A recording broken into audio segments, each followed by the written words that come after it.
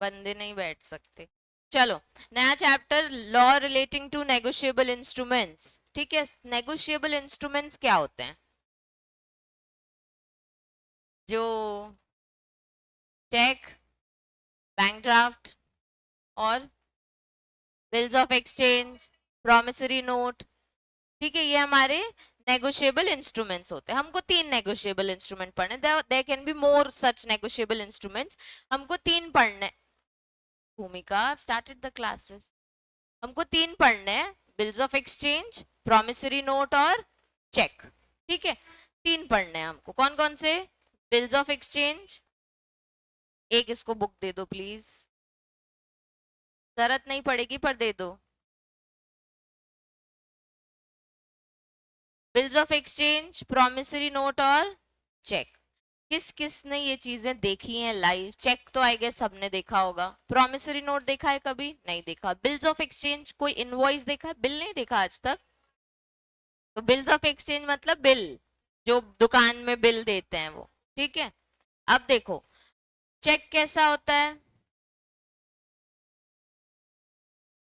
To, to नहीं लिखते basically, हाँ उसमें टू लिखा होता है, उसमें उस पर्सन का नाम या अकाउंट नंबर आप लिखते हो, फिर कितना अमाउंट लिखना है वो लिखते हो, किस बैंक अकाउंट में जाएगा वो लिखते हो, यहाँ पे आपके बैंक का नाम होता है, सपोज HDFC, और यहाँ साइन करते हो। ठीक है, दिस इज चेक। अब मैम प्रॉमिसरी नोट तो हमने कभी नहीं देखा। तुम्हारी बुक में क्या स्पेसिमेन दिया हुआ है, पर मैं बना देती हूँ। नहीं खोलनी हमको बुक, मैं बताऊंगी। कुछ भी नहीं खोलना। देखो, प्रॉमिसरी नोट टू एक्स। ठीक है, आई लिखना पड़ेगा, आई साक्षी हियर बाय नोटिफाई, नहीं, ट्रांसफर 10,000 रुपीज टू एक्स। ठीक है, ऑन दिस डेट, और यहाँ साइन कर दूंगी और ये दे दूंगी, जिसमें एक्चुअली ये लिखना पड़ता है I hereby promise to transfer, there should be a word promise, क्योंकि प्रॉमिसरी नोट है। ठीक है, ये हो गया promissory note. Bill of exchange ma'am,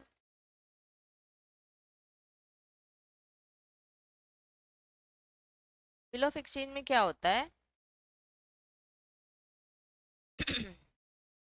यहाँ इनवॉइस लिखा होगा, यहाँ टर्म्स एंड कंडीशंस लिखी होंगी कि इतने दिन तक पे नहीं किया तो इतना इतना इंटरेस्ट पे भरना पड़ेगा। ये टू ना एक्स होता है, पेमेंट भी एक्स को होती है। ठीक है, एक्स साइन करता है, और जो ए है वो एक्सेप्ट करता है इसको, कि हाँ मैं तुझे पे करूंगा। जो बिल ऑफ एक्सचेंज क्या होता है कि मैं एक गुड्स बेच रही हूँ, ठीक है, साक्षी है, गुड्स को सेल किया है। ठीक है, गुड्स दिए, बदले में क्या चाहिए? 10,000 रुपए। तो मैं बिल दूंगी उसको कि सुन, ये बिल रख और मुझे 10,000 देना। ठीक है, तो बिल देने टाइम मैं उसको ये नहीं लिखती हूँ कि मैं बिल देती हूँ एक्चुअली। तुमको भी पता होगा, जब तुम गुड्स खरीदते हो तो बिल कौन देता है तुमको? शॉपकीपर। कस्टमर बिल नहीं बनाता है। ठीक है, तो वो बिल क्या देता है कि मुझे पैसे देना। तो जो ड्रॉअर है इधर पे, उसको पैसे मिलते हैं। अभी तक जो हम प्रॉमिसरी नोट और चेक देख रहे थे, उसमें ड्रॉअर था और ड्रॉई को पैसे मिल रहे थे, मतलब मेकर था और पेई को पैसे मिल रहे थे। इसमें ड्रॉअर को पैसे मिल, समझ आ रहा है सबको कि इसमें एक्स कौन है? ड्रॉअर। यहाँ पे भी एक्स, ड्रॉअर। जो एक्सेप्टर है वो ड्रॉई है, लेकिन पेमेंट किसको करता है? ड्रॉअर को। ड्रॉअर मतलब जो बिल ड्रॉ कर रहा है, जो बना रहा है। ठीक है, प्रोमिसरी नोट में क्या हो गया? सेम चीज, सेम एग्जाम्पल ले लो।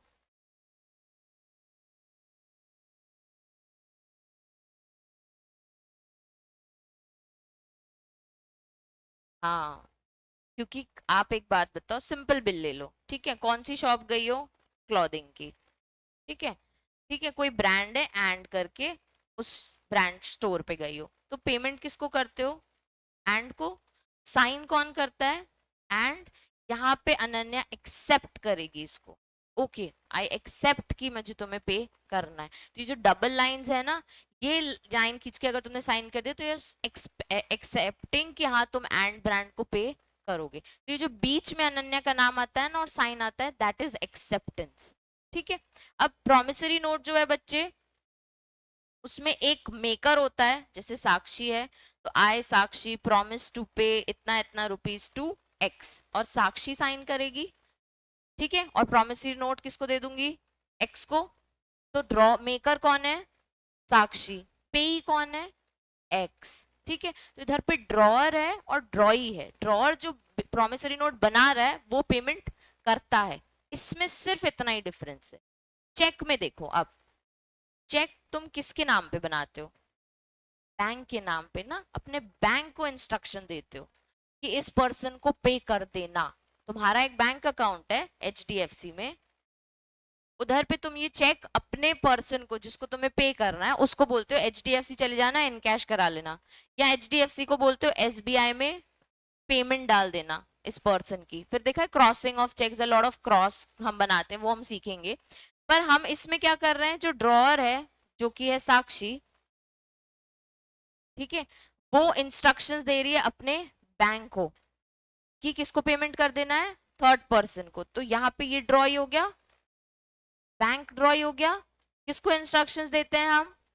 बैंक को। हम क्या करते हैं, हमको अगर किसी को पेमेंट करनी है तो हम चेक बना के बैंक को देते हैं, बैंक हमारे अकाउंट से निकाल के दूसरे अकाउंट में ट्रांसफर करते हैं, दूसरे पर्सन को कैश देता है, दूसरे पर्सन को किसी भी फॉर्म में देता हो जिस फॉर्म में हमने इंस्ट्रक्शंस दिए होंगे चेक में। अगर मैंने यहाँ लिख दिया अकाउंट नंबर तो वो डायरेक्टली क्या करेगा, उसके अकाउंट में ट्रांसफर कर देगा। अगर मैंने लिख दिया क्रॉसिंग कर दी तो उसको चेक वो कैश कभी नहीं देगा, वो चाहे तो वो भी तभी भी कैश नहीं। अगर मैंने कुछ भी नहीं किया वो जाके अनकैश करा ले, उसमें से कैश ले ले, कर सकते हैं ना, चेक में ऐसा किया होगा ना। ठीक है। तो चेक और प्रॉमिसरी नोट फिर भी सिमिलर है, सिर्फ बिल ऑफ एक्सचेंज में डिफरेंस है कि पेमेंट किसको आता है, ड्रॉअर को। ठीक है। बाकी जगह ड्रॉई को। प्रॉमिसरी नोट में ड्रॉई कौन है, एक पर्सन है। बिल ऑफ एक्सचेंज में ड्रॉई कौन है, बैंक है। ठीक है। चेक में ड्रॉई कौन है, बैंक है। ठीक है। अब हम इसमें तीन चार वर्ड्स पढ़ेंगे, bearer, order, bearer instrument, order instrument और एंडोर्समेंट। पहले मैं तुमको इन तीन वर्ड्स के मतलब बता देती हूँ। बेरर, ठीक है, बेर मतलब ब्लैंक, ठीक है, जिसके नाम पे हो। ठीक है। तो बेरर चेक बोलूं या बेरर इंस्ट्रूमेंट वर्ड बोलूं, तो जिसके नाम पे क्लियरली वो एक्चुअली ट्रांसफर हो सकता है, स्पेसिफिक नाम उसमें कुछ नहीं होता है। ठीक है। अगर मैंने एक एक चेक बना लिया या कोई भी इंस्ट्रूमेंट और उसमें मैंने लिख दिया ए और बेरर, ठीक है, मतलब साक्षी ने ये बनाया है, तो साक्षी किसको गिफ्ट कर रही है चेक, ए को, और ए किसको कर सकता है, किसी को भी। ठीक है। बेरर मतलब मैंने एक ब्लैंक स्पेस छोड़ दी है, तुम्हें आगे जिसको गिफ्ट करना है तुम उसे कर सकते हो। अगर मैं लिख दिया ए और ऑर्डर, तो ए स्पेसिफिकली जिसका नाम बताएगा ना, ये सिर्फ उसको ट्रांसफर हो सकता है। ठीक है। क्या हो गया, बेरर और ऑर्डर। एक एंडोर्समेंट वर्ड पूरे एग्जाम्पल के साथ। श्रेयांश किस चीज की शॉप है, बैग्स। देखो बैग्स की शॉप है, एक पर्सन है जिसने खूब सारे बैग्स खरीदे, समझ 10 बैग्स। ठीक है। हम बोल देंगे 1,000 का एक बैग था, 10,000 रुपए श्रेयांश को पे करने। श्रेयांश ने क्या बनाया इस चीज का, बिल ऑफ एक्सचेंज। ठीक है। अब बिल ऑफ एक्सचेंज जब श्रेयांश ने बनाया तो श्रेयांश ने बैग सपोज पलक को बेचे। पलक की क्या ड्यूटी है कि श्रेयांश को पे कर देना, तो टू श्रेयांश होगा, ये एस एच लिख देती हूँ। किसी ने कुछ बोला, टू श्रेयांश होगा। ठीक है। और पलक इसे एक्सेप्ट करेगी, यहाँ पे श्रेयांश के साइन है। पलक ने एक्सेप्ट कर दिया कि विद इन 3 मंथ्स मैं तुम्हें पेमेंट कर दूंगी। ठीक है। तो अभी वो 10,000 के बैग्स ले गई और बोला 3 महीने में मैं तुम्हें पे कर दूंगी। पलक ने आगे बैग्स बेचे, ठीक है, नुपुर को बेच दिए। 10,000 के बैग्स थे, उसने सपोज 15,000 में बेचे, प्रॉफिट कमाया। ठीक है। यही होता है बिजनेस। अब पलक को कितने मिलने हैं, 15,000। तो पलक क्या करेगी, 5,000 के लिए उसको बोल देगी कि बाद में देना, अलग से एक बिल ऑफ एक्सचेंज बना देगी, और 10,000 का यही वाला बिल ऑफ एक्सचेंज को दे देगी और बोलेगी श्रेयांश को डायरेक्टली पे कर देना। होता है कि तुम मुझे मत पे करो, मैं तुम मुझे दोगी, मैं श्रेयांश को दूंगा, एक काम करो ये बिल ले लो, जाके श्रेयांश को 10,000 पे कर देना, मुझे अभी 5,000 दे दो, 3 महीने का टाइम तुम्हारे पास भी है, लेकिन ये 3 महीने में पेमेंट हो जाना चाहिए। क्या श्रेयांश नुपुर को जानता है?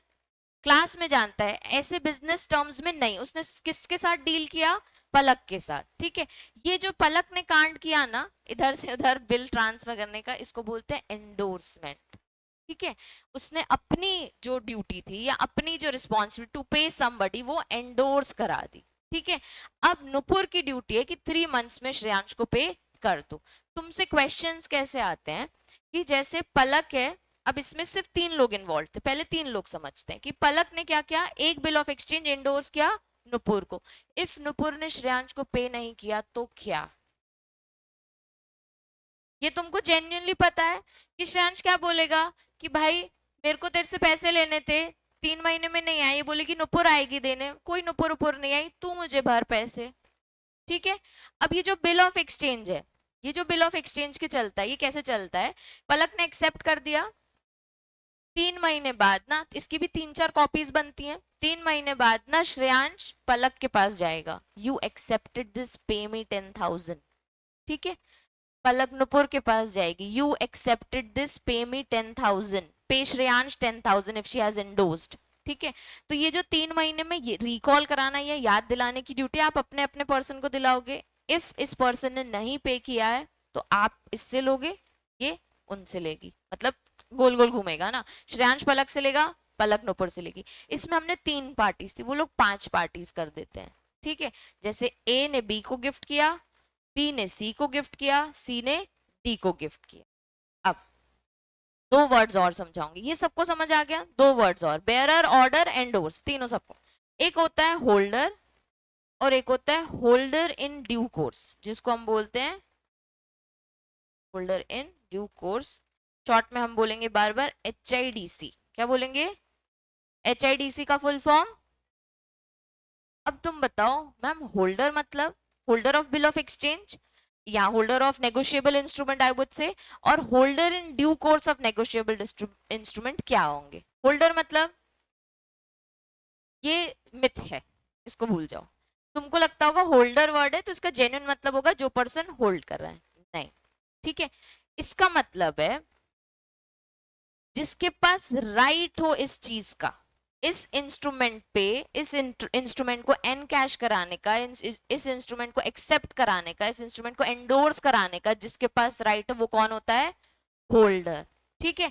अब जैसे कि पलक एक बिल ऑफ एक्सचेंज होल्ड कर रही थी, 3 मंथ्स में उसको श्रेयांश को पे करना है, ठीक है। पलक के पास क्या राइट है? आगे एंडोर्स कर सकती है। पलक के पास क्या लाइबिलिटी? 3 मंथ्स में श्रेयांश को पे करना है, शी इज अ होल्डर।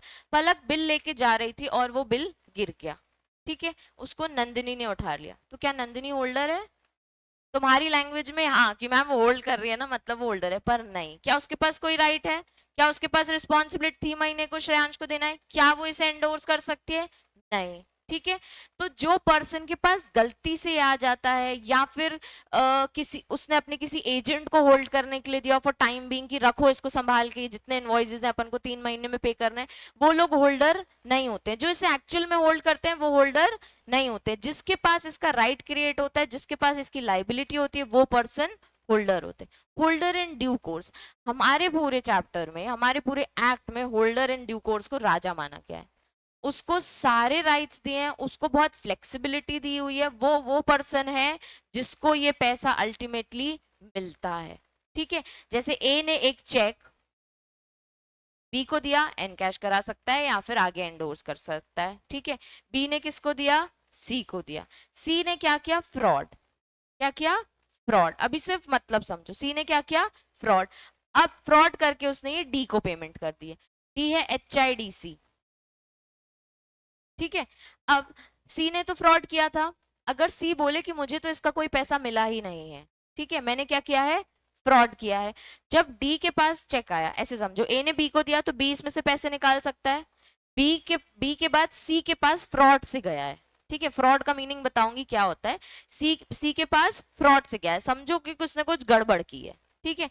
तो अब सी ने क्या किया? मेरे को मतलब नहीं, उसने डी को दे दिया और पैसे ले लिए होंगे, जो भी काम किया होगा। डी है HIDC the final holder in due course, जो चाहेगा इसमें पैसे निकलवाने। अब उसको पता चलता है कि ये इसमें से वो पैसे नहीं निकलवा पा रहा है, क्यों? क्योंकि उसके पहले वाली पार्टी ने फ्रॉड किया है। जिस पोजीशन में HIDC बैठता है ना, उसको मतलब नहीं पीछे फ्रॉड हुआ या आगे फ्रॉड हुआ, उसको उसका पैसा गवर्नमेंट दिला के ही रहती है, कोर्ट दिला के ही रहता है। उसको वो B से पैसा निकलवा के दे या A से पैसा निकलवा दे, C को हम मतलब नहीं देंगे, ठीक है। अब तुम सोचोगे मैम फ्रॉड यानी फ्रॉडरी की होगी, साइन की कॉपी की होगी, ऐसा कुछ किया होगा। नहीं, पहले फ्रॉड का मतलब समझो।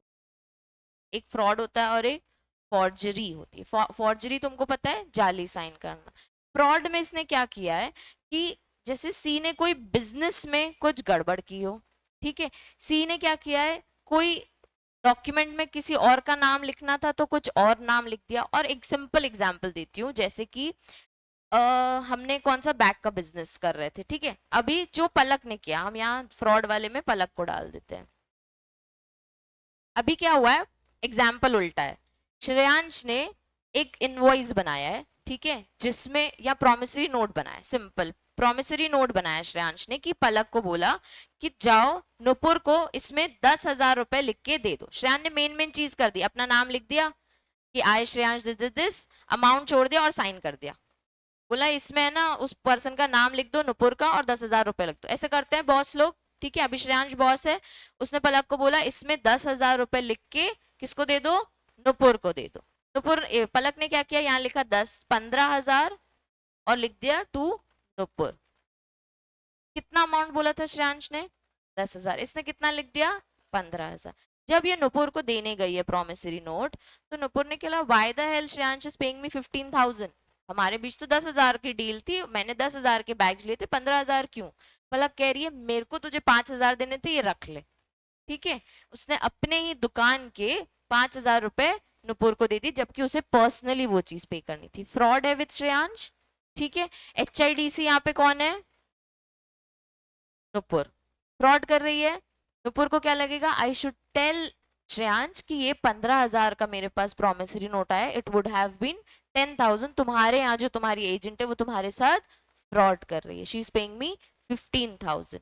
तो प्रॉमिसरी नोट किसके पास गया था पहले, पलक के पास, that she has to transfer to Nupur. Palak ने इसमें क्या कर दिया, 5,000 रुपए और ऐड कर दिया और वो फ्रॉड हो गया। तो ये प्रॉमिसरी नोट की वैलिडिटी खत्म हो गई, क्यों? या वॉइड हो गया या इनवैलिड हो गया या वॉइडेबल हो गया, क्यों? क्योंकि Nupur will not accept 15,000, she want 10,000, ठीक है, वो ऐसे एक्सेप्ट नहीं करेगी। तो नुपुर क्या करेगी, श्रेयांश को, पलक को कुछ नहीं बोलेगी, पलक ने फ्रॉड किया है, श्रेयांश को बोलेगी 10,000 रुपए मुझे तुमसे चाहिए, send me another promissory note, this I will not accept, ठीक है।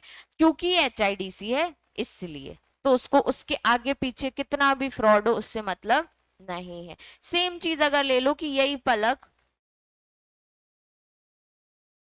अपने ही बॉस का चेक लेके बढ़िया साइन वाइन करके 1,00,000 रुपीज निकाल के एन कैश कराने की कोशिश कर रही है और किसी और को पे करने की कोशिश कर रही है, व्हाटएवर, ठीक है। तो अब इसमें फ्रॉडरी क्या हुई, इसने अपने किसी और अपने सीनियर की, बॉस की या किसी भी पर्सन की, फैमिली मेंबर का चेक यूज करके, अकाउंट यूज करके जाली साइन करके एन कैश कराने की कोशिश की है, चेक को आगे किसी अकाउंट में ट्रांसफर करने की कोशिश की है, दिस इज कॉल्ड फॉर्जरी, ठीक है। तो तुमको क्वेश्चन कैसे आते हैं कि suppose a cheque was made in the name of A and bearer, it has been transferred to B and bearer, B से गया C को, C ने has done forgery in the check and has sent to the D। तो अब जब बीच में forgery हुई है C से, तो डी को पैसा कैसे मिलेगा ना, बैंक में जैसे ही जाएगा वो बोलेगा ये डिफॉल्ट चेक है, इसमें तो साइन जाली किया है, आपको कोई पैसा नहीं मिलेगा। तो डी का क्या, डी को तो पैसे मिलने चाहिए थे ना, पर डी यहाँ पे क्या है, HIDC, तो HIDC को तो पैसे मिलने ही है, तो डी जाएगा बी के पास, हमको हमारा पैसा दो, ठीक है।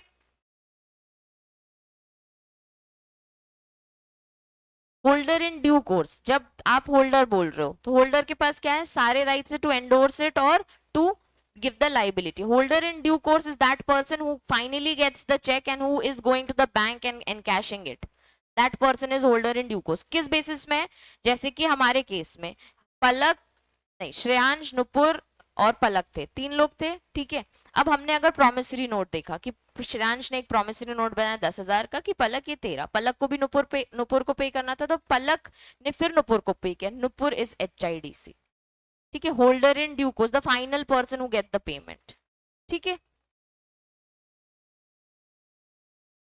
यही तो प्रॉब्लम है ना कि 15,000 क्यों रखेगी वो ईमानदार है, उसका श्रेयांश के साथ 10,000 का, और बच्चे लोग रख लें तो वो भी तो फ्रॉड कहलाएगी ना, कि तुम्हारे पास जब आया था at least you are the court में उसको खड़ा किया जाएगा, तो why the hell you taken 15,000 जब आपका 10,000 का डील था, तो वो भी तो फंस सकती है ना। तो अपने आप को बचाने के लिए वो क्या बोलेंगे, ऑफेंस है, ये बहुत बड़ा ऑफेंस है, आप फ्रॉडरी कर रहे हो, आप फ्रॉड कर रहे हो, ये ऑफेंस है, तुमने खुद ने पढ़ा है, IPC में भी पढ़ा है, सिविल कोर्ट में भी पढ़ा है कि ये सब सिविल केसेस में फंस सकते हैं हम, नेगोशिएबल इंस्ट्रूमेंट्स के साथ फ्रॉड हम नहीं कर सकते, हम फंस सकते हैं। तो जो तुमने किया है उसमें कांड है वो, ठीक है, उसमें पनिशमेंट्स हैं, तो वाई ये क्यों पनिशमेंट ले, इसलिए इसने ईमानदारी में बोला ये वाला मैं नहीं लूंगी, मुझे अपना ही 10,000 का दो, ठीक है। उसको कॉम्पनसेशन पे करना पड़ेगा, उस पर सिविल कोर्ट में जाएगा क्लियरली, 15 जो 5,000 का उसने उसका नुकसान किया है वो उसको पे करना पड़ेगा।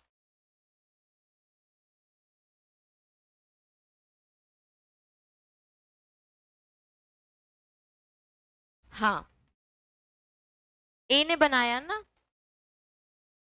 बी को ट्रांसफर कर रहा है, ए को बी को पैसे देने हैं, बी को सी को पैसे देने हैं, सी को डी को पैसे देने हैं, ब्लैंक होगा। हाँ बेटे यही तो चीज है ना, यही तो हम समझा रहे हैं, बेरर और order instrument, there are such instruments जहां पे हम डैश कर देते हैं। अब मैंने एक प्रोमिसरी नोट बनाया है, चेक बनाया है, फॉर एग्जाम्पल चेक तुम लोग करते हो, चेक तुम हमको देते हो, हमको चाहिए कहीं और पेमेंट करना तो हम वहां दे सकते हैं, ठीक है। चेक तुमने बना के साइन करके लिख दिया और एक अकाउंट नंबर लिख दिया, सपोज तुमने अकाउंट नंबर नहीं लिखा है, ब्लैंक चेक है, ब्लैंक चेक नहीं साइन होते, तो उसमें मैं किसी का भी अकाउंट नंबर डाल सकती हूँ। अगर मुझे नहीं डालना है, मुझे पता है कि मुझे बी को देना है, तो मैं बी का अकाउंट डाल के दे दूं तो सिर्फ बी ही उसे साइन करवा पाएगा, एन कैश करा पाएगा। लेकिन मुझे पता है कि आगे बी को भी जरूरत होगी किसी ना किसी को देने की, तो मैंने उसको भी ब्लैंक दे दिया। हाँ एक ही होगी, लेकिन ए ने अपनी लाइबिलिटी पे कर दी बी को, ए बी सी और डी, ए को 10,000 देने हैं बी को, ए इज लाइबल, ए ने क्या किया, एक चेक दे दिया, किसको दिया, हाँ बी को दिया, और उसमें 10,000 लिख दिया कि भाई 10,000 है, तेरे को जो करना है तू अपने अकाउंट में ले ले, तेरे को किसी और को देना है दे दे।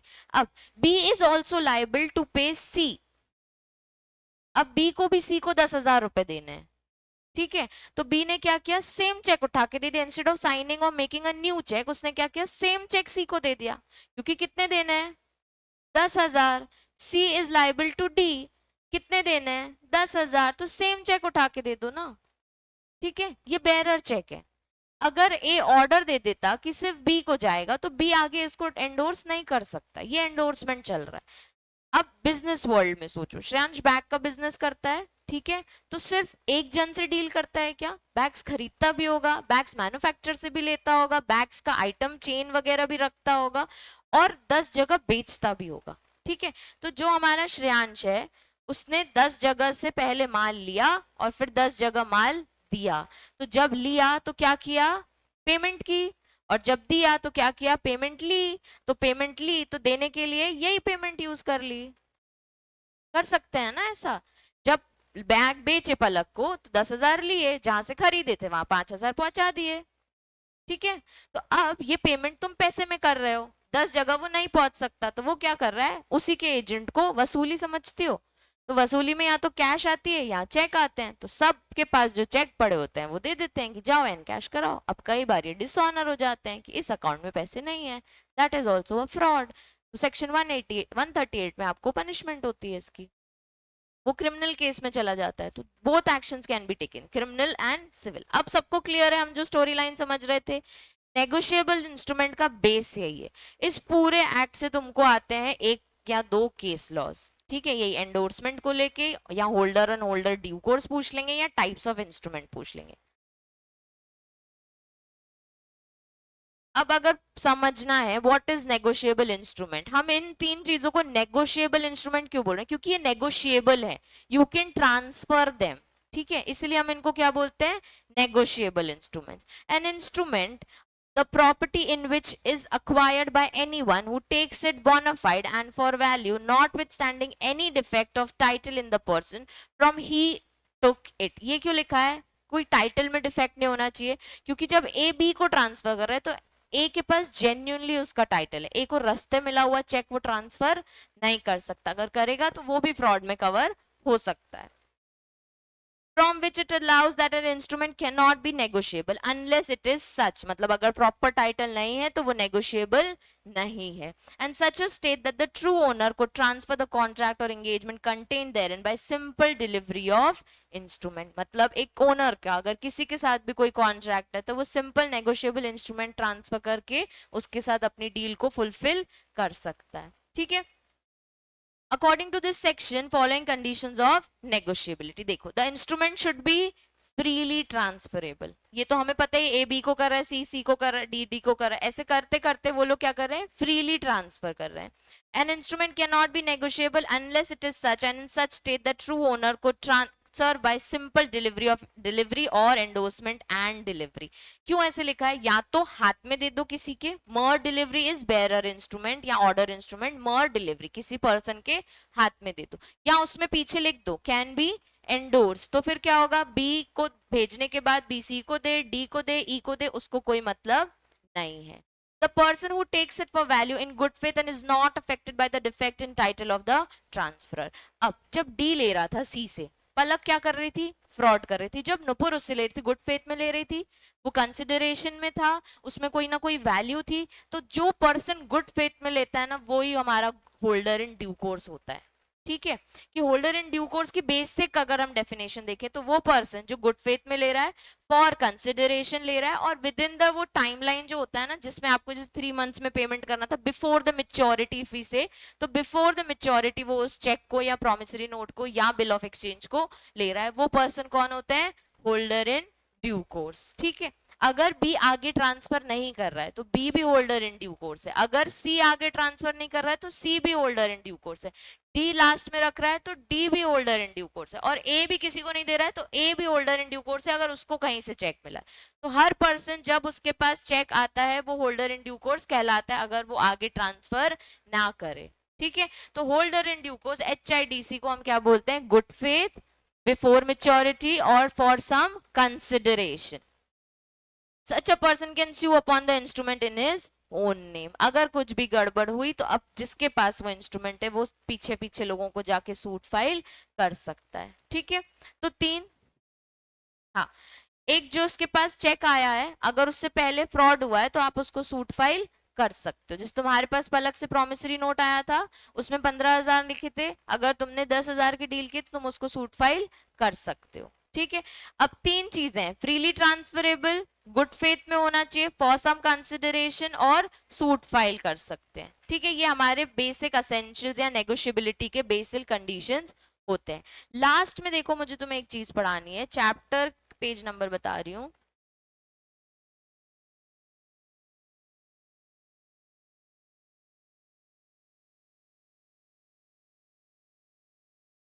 एकदम लास्ट में प्रिजम्पशंस दिए होंगे.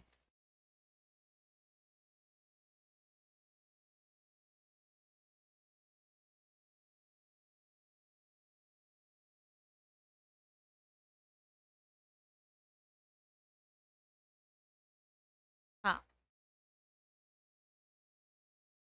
एक्चुअली ये पहले देना चाहिए पर इन्होंने सबसे लास्ट में दिया है, क्योंकि तब तक अब तब तुम तीनों नेगोशिएबल इंस्ट्रूमेंट्स का एक ब्रीफ समझ गए हो. तो हमारा लॉ बोलता है, हमारा एक्ट बोलता है कि कुछ चीजें हैं जो हम नेगोशिएबल इंस्ट्रूमेंट्स के लिए प्रिज्यूम करते हैं. ठीक है. जैसे कि पलक से नुपुर को कोई चेक आया तो नुपुर क्या प्रिज्यूम करेगी? जेन्युइन बंदी है, इसका ही चेक होगा, इसको ही किसी से मिला होगा. अब ये बैठ के खदोड़ नहीं सकती कि किसका था, कैसे आया, क्या करना है, उसको कुछ मतलब नहीं. बिजनेस में किसी के पास किसी के लिए टाइम नहीं है एटलीस्ट टू चेक वेदर कि इसके पास चेक कहां से आ रहा है, ये किससे माल खरीद रही, किसको बेच रही. तो कुछ चीजें जिनको क्या करती है कोर्ट हमारी प्रिज्यूम करती है, हमारे एक्ट में कुछ प्रिजम्पशंस दिए हुए हैं. इन प्रिजम्पशंस के बेस पे वो बोलते हैं, लेकिन ये रिबूटेबल है बाय सम एविडेंस. रिबूटेबल मतलब नहीं, रिबूटेबल मतलब you can take actions with some evidences, मतलब इनके अगेंस्ट आप जा सकते हो। रिबूटेबल मतलब ये प्रिजम्पशंस के आप अगेंस्ट जा सकते हो लेकिन विथ सम एविडेंस। अब अगर किसी को कोई प्रॉब्लम है कि चेक ना जेन्युइन नहीं लग रहा है, चेक की डेट गलत है, चेक में साइन सही नहीं है, इसको किसी को भी अपने मन से अज्यूम कर रहा है कोई, तो अगर तुम ऐसा अज्यूम कर रहे हो ना तो एविडेंस लेके आओ, प्रूफ कर दो, हम एक्शन ले लेंगे। नहीं तो क्योंकि हम अज्यूम कर रहे हैं जेन्युइन पर्सन ने साइन किया है, उसमें कंसिडरेशन अमाउंट भी सही है, उसमें डेट सही है, या जिस दिन जो भी डेट लिखी है वो सही है, उसी दिन वो एग्जीक्यूट हुआ। क्योंकि कई लोग बैक डेटेड चेक्स लगाते हैं, कई लोग आगे फ्यूचर डेटेड चेक्स भी बना के रख देते हैं। तो हम लेकिन बोल रहे हैं जिस दिन वो एग्जीक्यूट हो रहा है वो जेन्युइन है। अगर तुमको लग रहा है प्रॉब्लम है, एविडेंस लेके आओ, हम सुन लेंगे। ठीक है। प्रिजम्पशंस देखो, it shall be presumed that every negotiable instrument was made or drawn for consideration irrespective of consideration mentioned in the instrument or not। सबसे पहला assumption या presumption हम बोले कि वो मान रहे हैं कि negotiable instrument क्यों बनाया है, कोई ना कोई वैल्यू पे करने के लिए। अगर तुमको लग रहा है सर वैल्यू नहीं पे करने के लिए, इसने तो कोई फ्रॉड करने के लिए एक इंस्ट्रूमेंट बनाया, तो फिर एविडेंस लेके आओ और रिबूट करो, इसी प्रिजम्पशन के अगेंस्ट बात करो। ठीक है।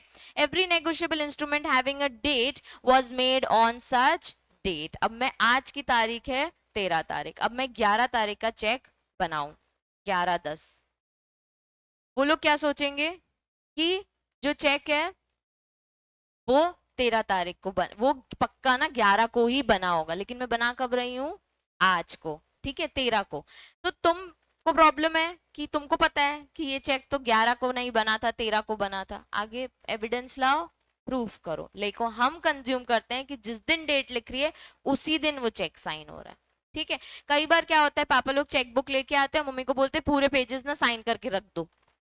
ठीक है, और अपने हिसाब से डेट मेंशन करते हैं और बैंक में जाके एनकैश कराते हैं या ट्रांसफर करते होंगे चेक, एंडोर्स करते होंगे चेक। अब वो तो पहले प्री साइंड ही है ना। तुमको प्रॉब्लम है, प्रूफ करो, नहीं तो हम प्रिज्यूम करेंगे कि उसी दिन ही साइन किया होगा इसकी मॉम ने। ठीक है। Second, every accepted bill of exchange was accepted with a reasonable time before its maturity. ये भी हम प्रिज्यूम करते हैं कि जब जब चेक ट्रांसफर हो रहा है, एंडोर्स हो रहा है या बिल ऑफ एक्सचेंज हो रहा है, वो बिफोर मेच्योरिटी। जैसे बिल ऑफ एक्सचेंज बनाया था हमने बैग्स के बिजनेस को लेके, उसमें बोला था 3 मंथ्स में पे कर देना, तो मेच्योरिटी पीरियड कितना है, 3 मंथ्स। ये एक्चुअली मेच्योर कब होगा, उसके पहले, उन 3 मंथ्स के पहले। और अगर मैं बोल दूं कि एक काम करो 5 मंथ्स बाद मुझे इसकी पेमेंट देना, अभी बैग्स ले जाओ, तो मेच्योर कब होगा, 5 महीने के जस्ट जो नेक्स्ट डेट आएगी उस दिन। तो हम यही बोल रहे हैं, every accepted bill of exchange was accepted with in a reasonable time before its maturity. मतलब पलक ने जो 5 महीने बाद की पेमेंट का एक्सेप्टेंस किया था वो विद इन 5 मंथ्स में कर दिया था कि हाँ मैं ये 5 मंथ्स में आपको पे कर दूं। ये प्रिज्यूम किया जाता है। किसी को प्रॉब्लम है तो एविडेंस लेके कोर्ट में लेके आओ। Every negotiable instrument was transferred before its maturity हो गया। The instrument were endorsed in order in which they appear on it। तो जैसे लिखा है उसमें वैसे ही endorsement वो चाह रहा था। A lost or destroyed instrument was duly signed and stamped। ये हम presume करते हैं कि अगर कोई lost या fraud वाला instrument जो आपको नंदिनी को जो मिला था वो कहीं ना कहीं साइन था और प्रॉपरली स्टैम्प था, भले वो लॉस था, भले वो डिस्ट्रॉयड था, लेकिन वो प्रॉपरली साइंड और स्टैम्प था, ये हम प्रिज्यूम करते हैं। ठीक है। The holder of the instrument is a holder in due course, ये भी हम प्रिज्यूम करते हैं। तो तुम्हारे केस में मैंने होल्डर क्या बताया है, एक्ट के हिसाब से what is a holder, that person who has a right और एनी लाइबिलिटी ऑन इट। तो उसको हम क्या प्रिज्यूम करते हैं, that person holder in due course. मैंने तुमको बोला ए से बी को गया, बी से सी को गया, तो जब ए से बी को गया तो ए बी होल्डर है plus he is holder in due course अगर वो पेमेंट लेने जा रहा है। अगर वो ट्रांसफर कर रहा है तो सी क्या है, होल्डर है, plus he is H I D C. D C क्या कर रहा है, डी को दे रहा है, डी होल्डर है, plus H I D C भी है। In a suit upon an instrument which has been dishonored, the court shall presume the favor of dishonor or proof of protest. ये अभी हम पढ़ेंगे व्हाट इज प्रोटेस्ट और noting. तो अब जब कोर्ट में डिसऑनर चेक जाता है तो वो उसके प्रूफ में ही काम करेगा कि डिसऑनर है तो किस वे में है, किसने कोई फ्रॉड किया है, किसने कोई फॉर्जरी की है, या किसी के पास कोई बैलेंस नहीं था, सफिशिएंट टाइम अमाउंट नहीं था बैंक अकाउंट में, तो चेक डिसऑनर्ड होता है। तो वो भी कोर्ट उसके फेवर में देखेगी कि हाँ, जिस पर्सन के साथ ये फ्रॉड, फॉर्जरी और डिसऑनरेबिलिटी वाली चीज हुई है उसके फेवर में मैं चेक करूंगी कि क्या क्या और हम प्रूफ निकाल सकते हैं और उसके फेवर में जजमेंट दे सकते हैं। डिसऑनर का सिंपल एक ही चीज होता है, चेक डिसऑनर कब होता है, जब आप बैंक जाते हो कि ये चेक को एनकैश कर दो या हमारे अकाउंट में ट्रांसफर कर दो और बैंक में 10,000 रुपए नहीं है, तो चेक डिसऑनर हो जाता है। ठीक है,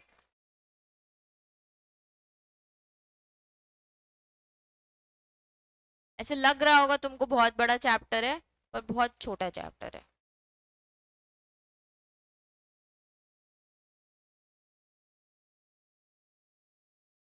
जब हम पढ़ रहे थे कि नेगोशिएबल इंस्ट्रूमेंट के तीन असेंशियल, फ्रीली ट्रांसफरेबल, दूसरा क्या है, good faith and for some value, तीसरा क्या है, सूट फाइल कर सकते हैं in its own name. The instrument should be freely transferable by custom of trade, transferability मतलब डिलीवरी या एंडोर्समेंट एंड डिलीवरी, या good faith and consideration, it's free from all defects and can sue upon its own name, the holder has the right to transfer, negotiability continues till the maturity. तो वो freely transferable का भी मतलब वही है जो ऊपर कंडीशंस में आपने पढ़ा है। चलो, important characteristics of negotiable instruments. Holder in the instrument is presume to be the owner of the property contained in it. जिस पर्सन ने होल्ड किया उसके पास सारे राइट्स और लाइबिलिटीज हैं, तो वो उस टाइम के लिए ओनर ऑफ द इंस्ट्रूमेंट है। दूसरा, जो नेगोशिएबल इंस्ट्रूमेंट है वो फ्रीली ट्रांसफरेबल है। तीसरा, holder in due course gets the instrument free from all defects and title in the previous holder. जब होल्डर इन ड्यू कोर्स के पास आता है तो उसके पास सारे टाइटल्स आते हैं, पिछले जितने डिफेक्ट्स थे उसको उससे मतलब नहीं होता है। The holder in due course is entitled to sue on the instrument in his own name. तो डी किसी को भी सूट फाइल कर सकता है, कर सकता है। The instrument is transferable till maturity in all cases of cheques till it becomes stale on the expiry of 6 months from the date of issue. बाकी सारी चीजों का मेच्योरिटी पीरियड होता है, प्रोमिसरी नोट में भी लिख देते हैं 3 महीने बाद पे करेंगे, 6 महीने बाद पे करेंगे, और हम बिल ऑफ एक्सचेंज में भी लिख देते हैं कि 3 महीने बाद हमको पे करने आना। ठीक है, चेक को बस थोड़ा सा साइड रखा है कि जब तक वो स्टेल नहीं हो जाता, मतलब 6 महीने उसके नहीं हो जाते, उसके बाद आप चेक को यूज नहीं कर सकते। ठीक है, तब तक बैंक में लेके जाना पड़ता है, ऐसे सालों साल हम चेक जमा करके नहीं रख सकते। Certain equal presumptions are applicable to all negotiable unless there contrary is proved. अभी पढ़े हमने वो सारे प्रिजम्पशंस कि अगर कॉन्ट्ररी प्रूव करोगे तो, नहीं तो बाकी सारे इंस्ट्रूमेंट्स के लिए एक सिमिलर प्रिजम्पशंस है। ठीक है, अब हम आ जाते हैं क्लासिफिकेशन ऑफ नेगोशिएबल इंस्ट्रूमेंट्स। पहले हमने पढ़ा कंडीशंस ऑफ नेगोशिएबल, फिर सेम कंडीशंस हैं कि फ्रीली ट्रांसफरेबल क्या होता है। उसके बाद फिर हमने पढ़े इंपॉर्टेंट कैरेक्टरिस्टिक्स ऑफ नेगोशिएबल। सब में अभी तक यही है, freely transferable, that person can sue, holder के मेच्योरिटी के पहले सब आप काम कर लो, होल्डर के पास सारे राइट्स हैं, उसको ओनर प्रिज्यूम किया जाता है, होल्डर इन ड्यू कोर्स के पास भी सारे राइट्स हैं, इक्वल प्रिजम्पशंस हैं सबके लिए। यही सारे दोनों ऑलमोस्ट सिमिलर कैरेक्टरिस्टिक्स और कंडीशंस हैं। अब हम देखते हैं इंटरेस्टिंग चीज, एक होता है बेरर, एक होता है ऑर्डर, एक होता है इनलैंड इंस्ट्रूमेंट, एक होता है फॉरेन, एक होता है डिमांड, और एक होता है टाइम इंस्ट्रूमेंट। तो अगर तुमसे पूछे classification of instruments, bearer, order, inland, foreign, time, demand और एम्बिगुअस, और वो अलग है। ठीक है, 6 इंस्ट्रूमेंट्स, 6 क्लासिफिकेशंस है। एक होता है बेरर, एक होता है ऑर्डर, एक होता है इनलैंड, एक होता है फॉरेन लैंड, एक होता है डिमांड, और एक होता है टाइम। ठीक है, अब बेरर मतलब मैंने तुम्हें बताया क्या होता है, ब्लैंक होता है,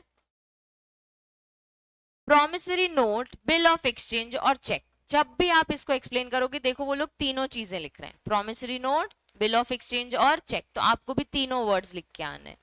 is payable to bearer when it is expressed to be so payable, जब हम bearer के लिए बोल देंगे, एक्सप्रेस कर देंगे कि हाँ इसको हम पे कर रहे हैं, और the only or the last endorsement on the instrument is endorsed in blank। तो ये blank instrument होता है जब A B को दे रहा है और लिख दे रहा है B और bearer, तो bearer B मैंने स्पेसिफाई कर दिया, एक्सप्रेस कर दिया कि इंस्ट्रूमेंट किसको जाना चाहिए, बी को, और बेरर लिख दिया मतलब ब्लैंक छोड़ दिया, मतलब बी को जिसको आगे ट्रांसफर करना है, जिसको आगे एंडोर्स करना है, वो चाहे तो कर सकता है. A person who is the holder of the bearer can obtain the payment of the instrument. तो बी अगर सी को दे, फिर डी को दे, ई को दे, एफ को दे, तो जो उसको होल्ड करेगा वो जाके उसकी पेमेंट ले सकता है. ठीक है, ये हो गया हमारा bearer instrument. Order instrument, order instrument मतलब a promissory note, bill of exchange और cheque is payable to order when it is express to payable, जब मैंने एक्सप्रेसली बोल दिया हो. ठीक है.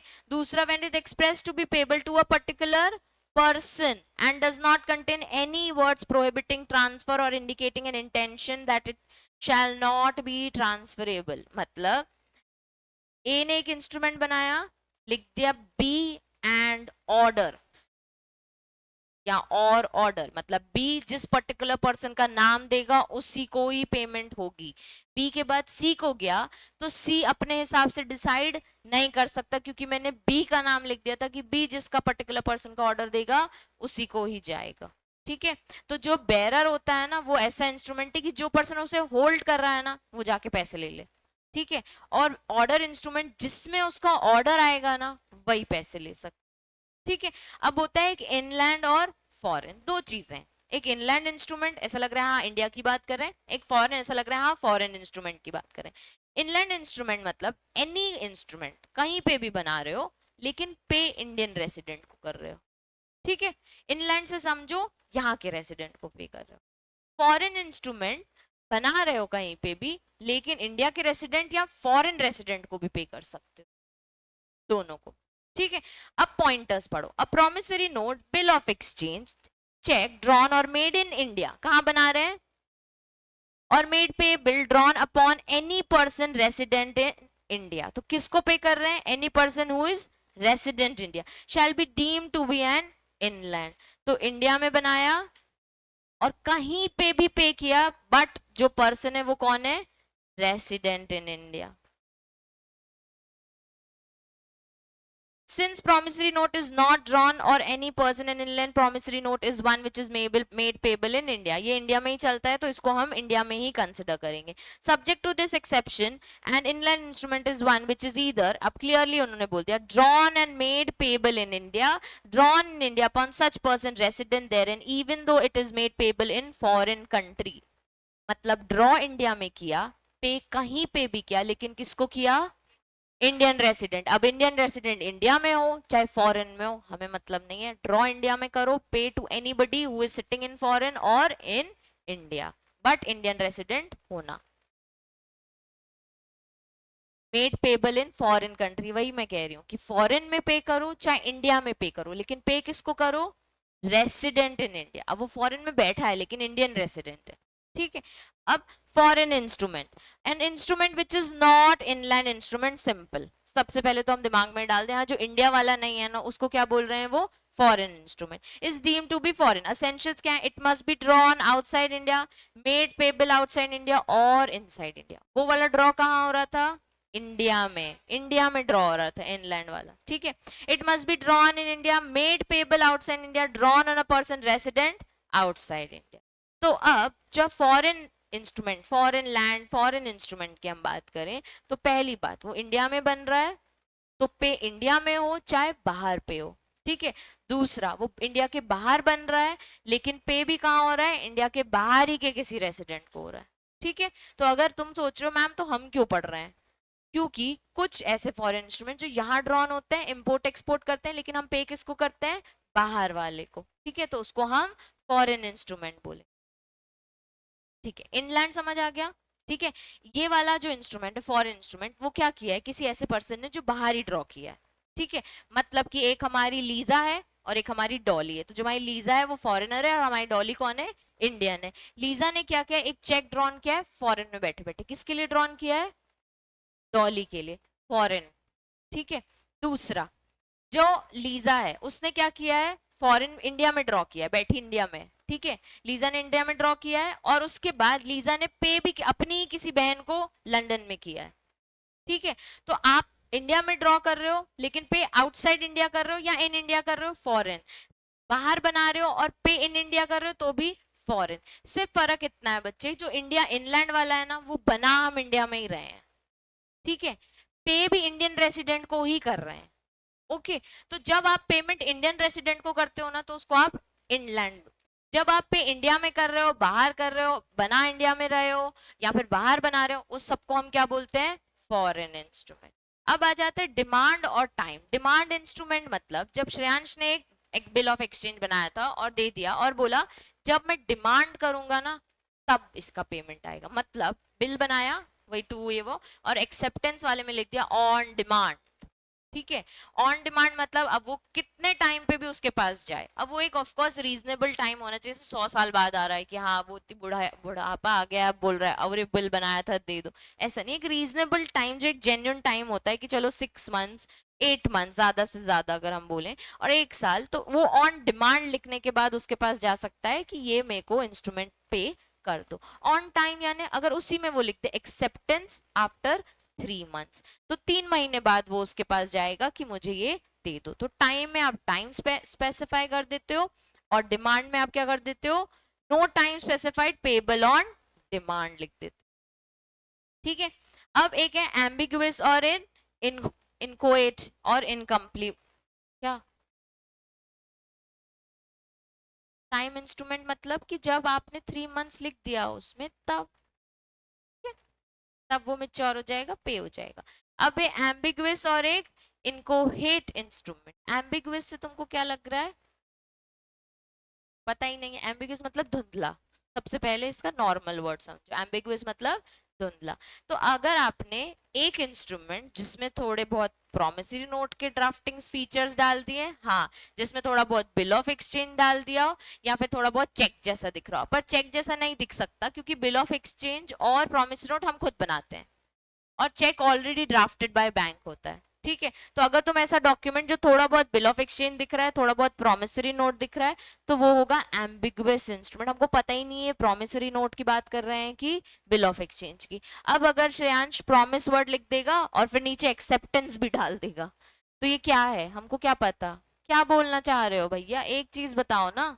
पलक भी बोल दे कि भाई बिल ऑफ एक्सचेंज दे दे या प्रॉमिसरी नोट दे दे, एक चीज बता दे, या मेरे से प्रॉमिसरी नोट ले ले या अपने साइड से बिल ऑफ एक्सचेंज दे दे।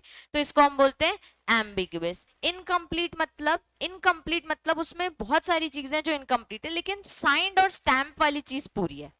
मतलब श्रेयांश ने एक चेक बनाया है, उसमें साइन और स्टैंपिंग प्रॉपर है, जो हम टिकट्स लगाते हैं एडहेसिव टिकट्स, वो सब प्रॉपर लगी हुई है और साइन भी प्रॉपर है, लेकिन अमाउंट की गड़बड़ है, नाम की गड़बड़ है, ठीक है, डेट की गड़बड़ है, ये सब कहाँ कवर हो जाते हैं, इनकम्प्लीट इंस्ट्रूमेंट में, ठीक है।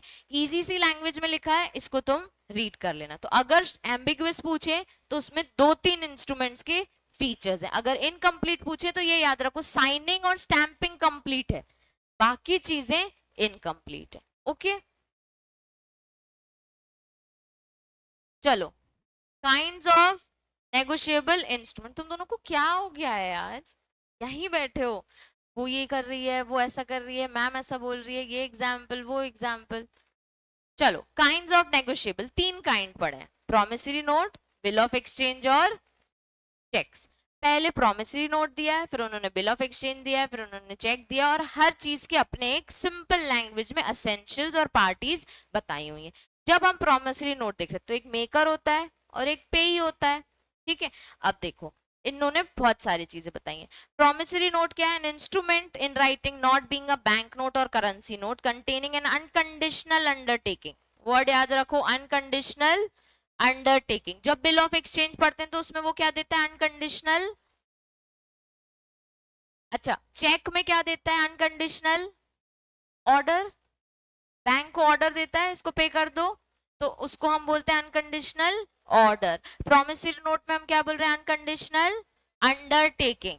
अनकंडीशनल अंडरटेकिंग किस में बोल रहे हैं, promissory note में, signed by the maker to the person to pay certain sum of money or to order to the order of a certain person only to a bearer instrument। किस किस ने बनाया है, मेकर ने बनाया है, किसके लिए बनाया है, पेई के लिए बनाया है। इसमें होल्डर भी आ सकते हैं, इसको आप एंडोर्स भी कर सकते हो और एंडोर्सी भी।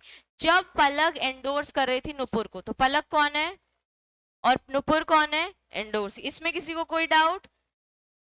असेंशियल्स देखो, must be in writing, properly clearly express होता है कि क्या अमाउंट पे कर रहे हो, अनकंडीशनल होना चाहिए, maker must sign the promissory note in the token, sign होना चाहिए, सर्टेन पर्सन का नाम होना चाहिए, pay must be certain, sum payable must be certain, legal money की बात होनी चाहिए, कुछ और चीज की बात नहीं होनी चाहिए, प्रॉपरली स्टैम्प्ड होना चाहिए, और name place number date which has to be made सब कुछ मेंशन हो। बहुत इजी लैंग्वेज में उन्होंने एसेंशियल्स बताए हुए हैं। तुमसे एग्जाम्स में बहुत रेयरली वो पूछ सकते हैं क्योंकि ये बहुत सिंपल चीज है।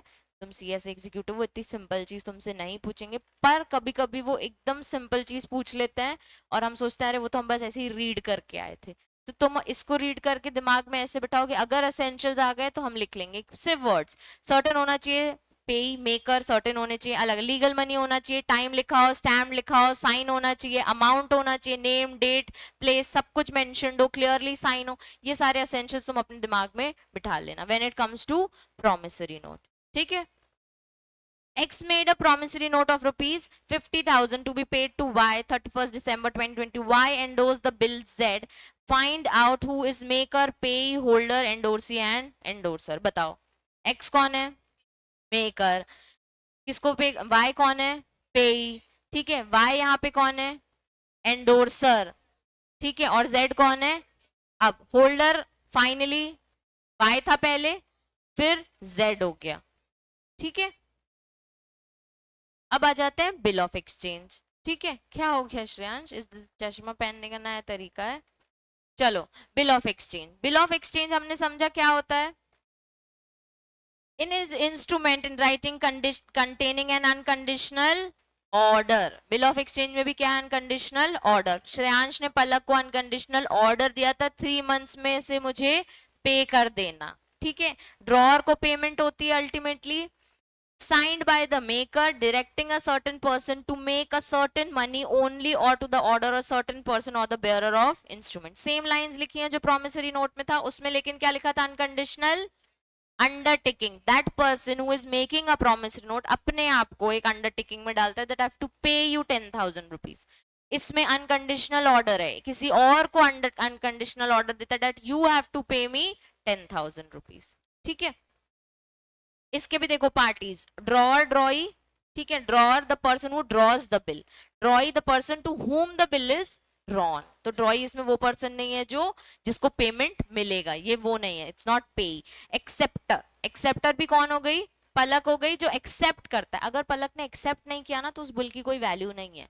ठीक है। पलक बैग्स लेने के बाद बोले मैं एक्सेप्ट नहीं करती, मैंने ऐसे लाइन करके साइन नहीं किया, तो उस बिल की कोई वैल्यू नहीं है। पलक इज नॉट लाइबल टू पे until she accepts the bill. ठीक है। तो बैग्स देते टाइम श्रेयांश ध्यान रखे भाई, पहले बिल में साइन कर, पहले एक्सेप्ट कर। ठीक है। और जेन्युइनली लोग करते हैं, जो अच्छे लोग होते हैं वो बिजनेस करते हैं और इसी वे में करते हैं, एक्सेप्ट करते हैं, माल लेते हैं और बेचना करते करते हैं। क्या हो गया भूमिका? Anything urgent? गूगल कर रही हो? नोट्स बना रही हो? चलो, पे, पे कौन हो गए? the one to the one to whom sum is stated in the bill is payable। यहाँ पे पे कौन है? either the drawer or some other person made by the pay। Payment किसको मिलता है अल्टीमेटली? ड्रॉअर को। तो यहाँ पे ड्रॉअर ने अपना नाम लिखा होगा to Shreyansh, signed by the Shreyansh, accepted by पलक।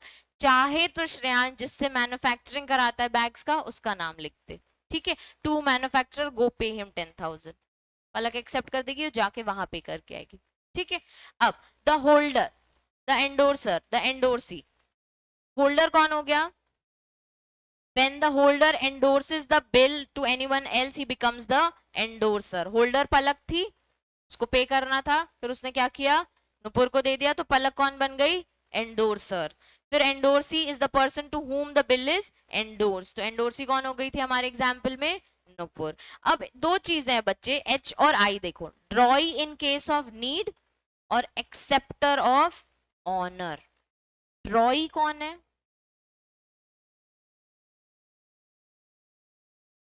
नहीं, वो ड्रॉअर है। ड्रॉई जिसको दे रहा है। हमारे एग्जाम्पल में ड्रॉई कौन था? पलक थी।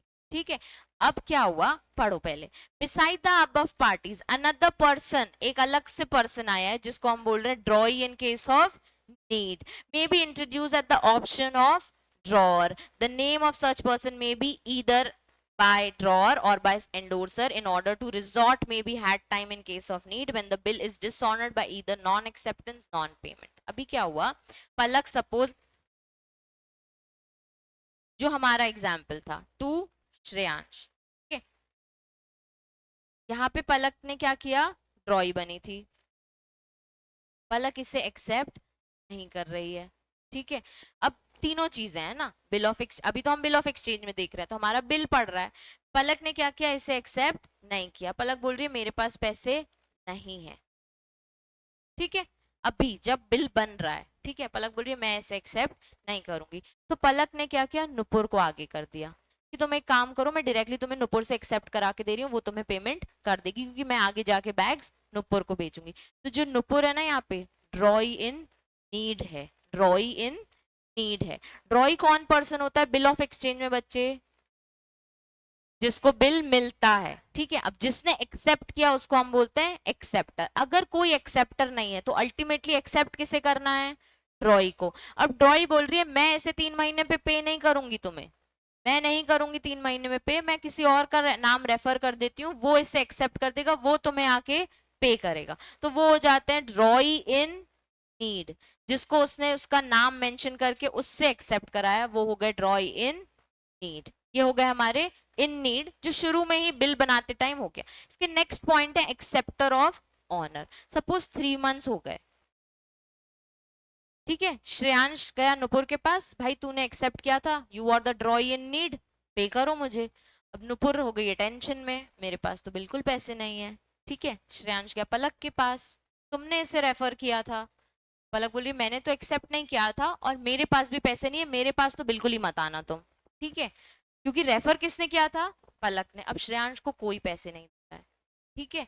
श्रेयांश गया, रुक जाओ मैं तुमको बताता हूँ, मैं नुपुर के अगेंस्ट सूट फाइल करूंगा, इसने मेरा बिल एक्सेप्ट किया था और मुझे 10,000 रुपए नहीं दे। नुपुर की फ्रेंड है अनन्या, होल्ड ऑन, मैं एक्सेप्ट करती हूँ, मैं 10,000 रुपए देती हूँ तुमको और इस मैटर को यहीं सुलझाओ, कोर्ट जाने की जरूरत नहीं है। ये हमारी है acceptor of honour, she is accepting the bill on behalf of Nupur and paying 10,000 to Shreyansh. तो ड्रॉई इन नीड कब आए, जब पलक ने पहले डिक्लेयर करते हैं I don't have money in next 3 months, I will not pay it. Who will pay it, Nupur. Nupur has accepted the bill कि ठीक है I will pay the amount.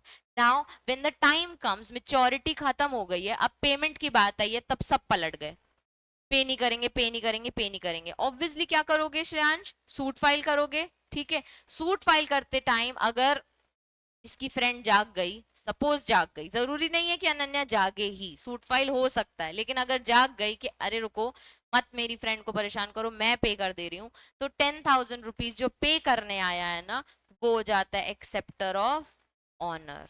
उसने ऑनर किया है उसके बिल को, इज्जत दी है और 10,000 रुपए दे दिए। फिर नुपुर को इससे 10,000 लेना है, ये आपस में समझे, ठीक है। 2 वर्ड्स हो गए, ड्रॉई इन नीड और आई थिंक किसी को कुछ डाउट है क्या, नंदिनी नहीं समझ आ रहा, तेरे दिमाग के क्वेश्चंस मुझे दिख रहे थे, हाँ हाँ।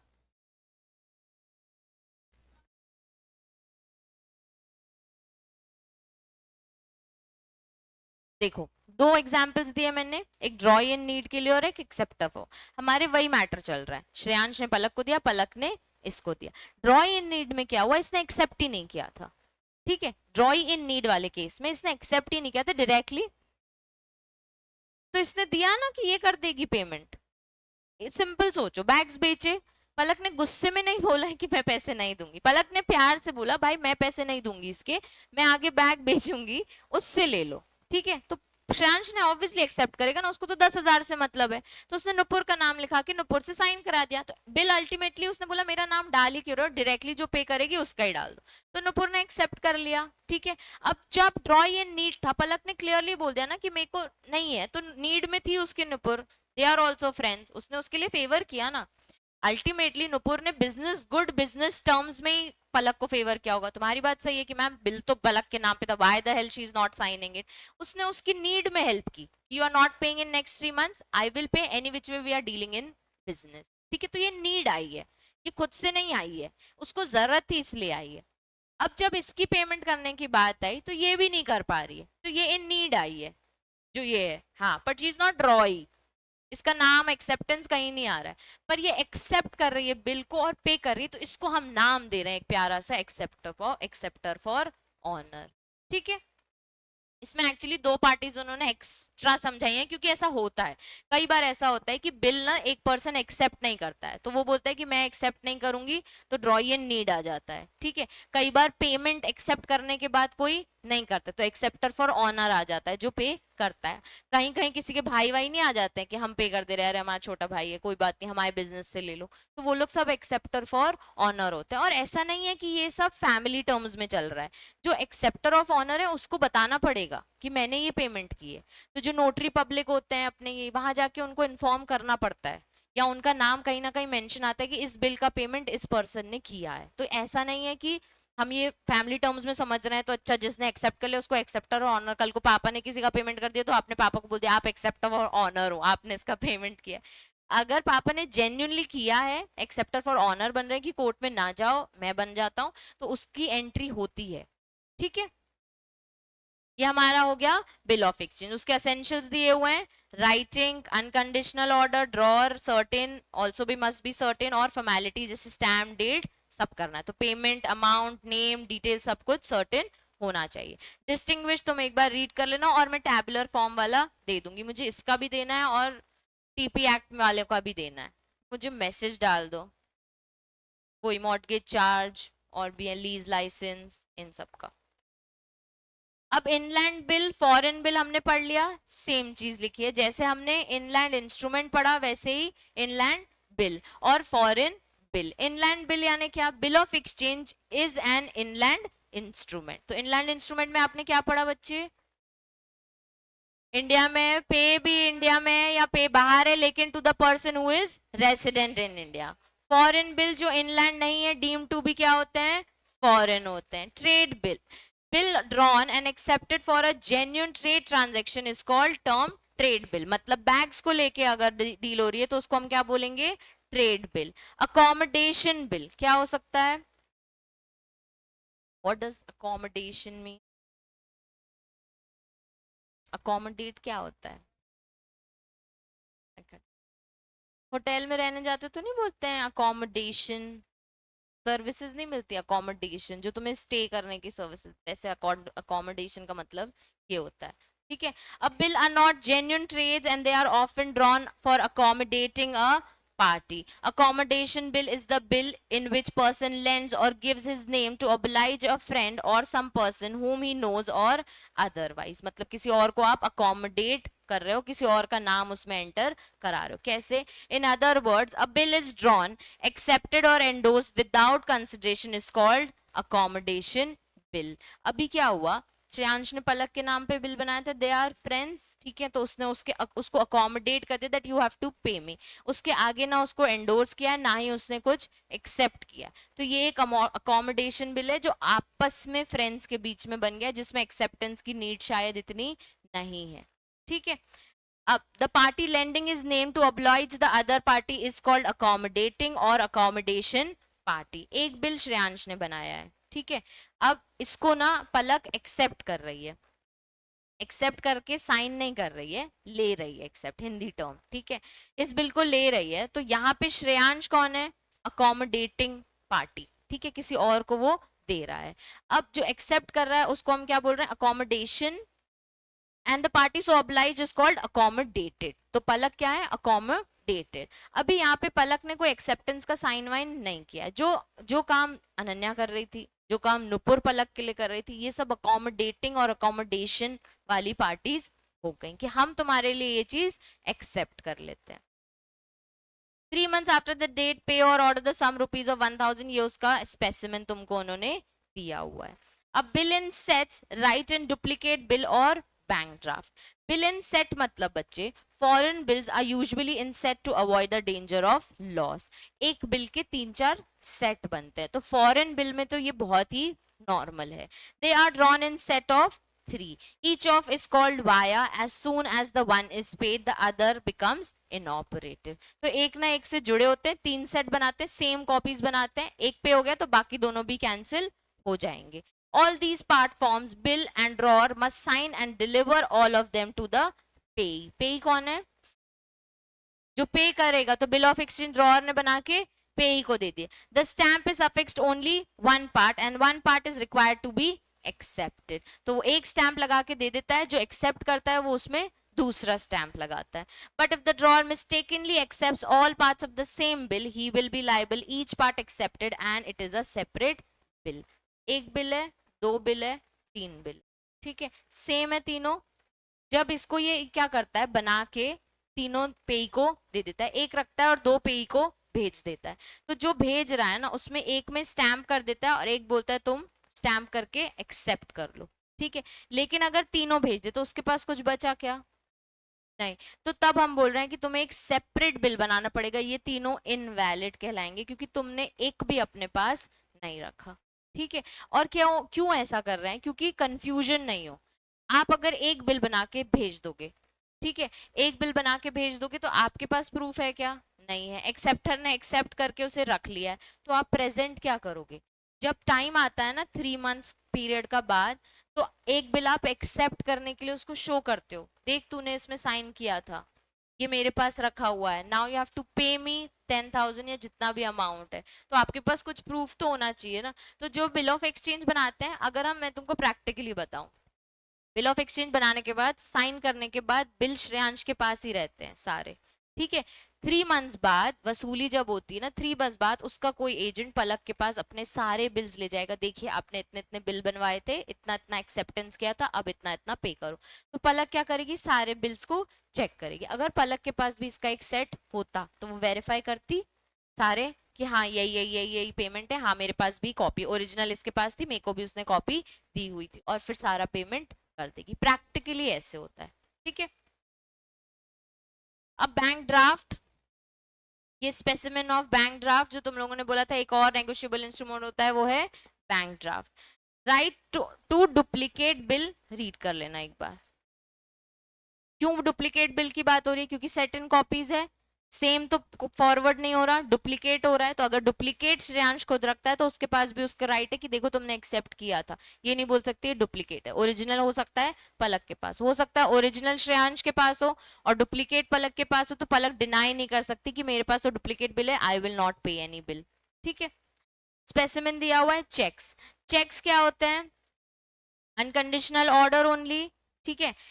चेक्स ना इलेक्ट्रॉनिक फॉर्म में भी होते हैं, अभी तक हमने नहीं देखे हैं बैंक्स क्योंकि हमारे ओपन अप नहीं हुए हैं। चेक्स ना ऐसे होते हैं कि जो चेक है उसको आपने स्कैन करके भी फॉरवर्ड कर दिया तो दैट कैन बी यूज्ड। वो हमारे एक्ट में लिखा है, लेकिन अभी तक हमारे बैंक ने ये चीज बनाई नहीं है। हमारे बैंक्स की हम बात नहीं कर रहे। बहुत सारी चीजें जो एक्ट में लिखी है पर बैंक ने अभी तक वो चीज चालू नहीं की है। बहुत सारी ऐसी चीजें हैं जो हम, हाँ, हमने हमने एक्ट में लिख दिया पर बैंक्स की अपनी पॉलिसीज होती हैं तो वो चेक्स को उसी फॉर्म में यूज करते हैं। कुछ बैंक्स हैं जो ऐसे वाले चेक्स एक्सेप्ट करते हैं, कुछ बैंक्स हैं जो वैसे तरीके से चेक एक्सेप्ट करते हैं। तो हर बैंक की अपनी एक पॉलिसी है, लेकिन एक्ट में सिमिलर चीज लिखी है तो हम अभी एक्ट में ध्यान देंगे, ठीक है। अब यहाँ पे लिखा है अ चेक इन इलेक्ट्रॉनिक फॉर्म और ट्रंकेटेड चेक। ट्रंकेटेड चेक यानी स्कैन कॉपीज, और इलेक्ट्रॉनिक यानी ई चेक, जो कि अभी तक इंट्रोड्यूस दोनों ही नहीं हुए, लेकिन एक्ट में उन्होंने मेंशन किया। और ओरिजिनल चेक ही यूज करते हैं अभी हम। तो 3 टाइप के चेक होते हैं, एक नॉर्मल चेक फिजिकल फॉर्म, ठीक है, एक ट्रंकेटेड और एक इलेक्ट्रॉनिक चेक, ठीक है। A check is a bill of exchange drawn on a specified banker and specified to be payable otherwise than on demand. It includes electronic image of truncated check and check in the electronic form.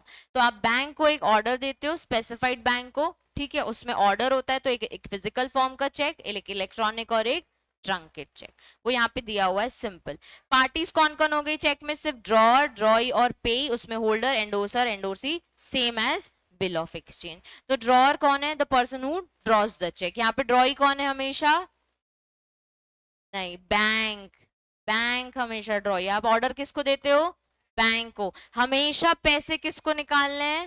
Bank को। तो cheque में हमेशा drawee, the banker of the drawn on whom the cheque is drawee. फिर pay, जो ultimately bank जिसको पे करेगा। Hold मतलब जो चेक होल्ड कर रहा है, जो जाके बैंक से एनकैश कराएगा। एंडोर्सर मतलब जो जिसको दे रहा है। एंडोर्सी मतलब जिसको फाइनली मिल रहा है। ठीक है, ड्रॉई होगा। हाँ, pair, pair is not a word here. पे ही लिखा है बेटे, पेयर कहाँ लिखा है? हाँ, बैंक ही तो पे करेगा ना, तो इसलिए उसको ड्रॉ ही बोल रहे हैं ना। ठीक है। अब इट असेंशियल्स देखो, always drawn on the banker, demand में होता है, डज नॉट रिक्वायर चेक में कोई एक्सेप्टेंस वाली चीज नहीं होती है। Cheque can be drawn on the bank, the drawer has the bank account, मतलब तुम एसबीआई को बोल सकते हो एचडीएफसी में अकाउंट डालना। ठीक है, पैसे डालना। The cheque may be payable to the drawn drawer himself, banker is liable only to the drawer, the cheque is usually valid for fix months और no stamp is required to be affix on cheques. इसमें हमें कोई भी stamping वैम्पिंग checks में नहीं करते, बस properly sign कर दो, डेट लिख दो, अकाउंट नंबर लिख दो, आपका काम हो जाएगा। ठीक है, सबने चेक तो देखा ही होगा। डिस्टिंग्विश मैं भेज दूंगी, इसमें से रीड कर लेना। अब तुम्हें रीड क्या करना है? बैंकर कौन होते हैं, कस्टमर कौन होते हैं, पता है कस्टमर, बैंक के कस्टमर्स हम सब।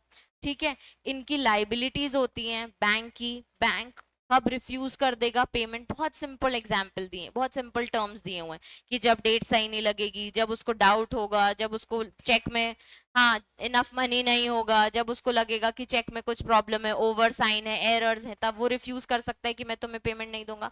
व्हेन बैंकर मे रिफ्यूज और मस्ट रिफ्यूज, दो चीजें।